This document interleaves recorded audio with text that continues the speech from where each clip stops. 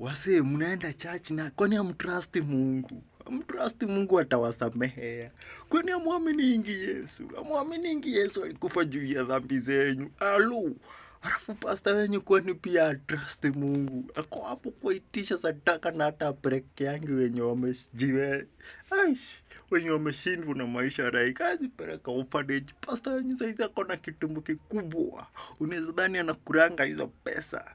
Kumbe ni kanusu hukunyu. Kwanza mapasta wenyu wengine wanakujenga kwa mafuta mangwai. Wengine wamerara usharati huku, unaona hata pasta amefika tu hivi. Amechanganyikiwa tu anasoma, lakini mapasta wengine hawawezi itikia like. Usome book fulani hapo imeandikwa enjoy your fullest. Life is short. Alafu pia huwezi fikiria uone Yesu kwa church. Alienda church mara kadhaa kwa his whole life. Na alikufa na miaka 30 na unataka kuishi miaka 100. Do you think Yesu hangeweza kuishi hizo miaka?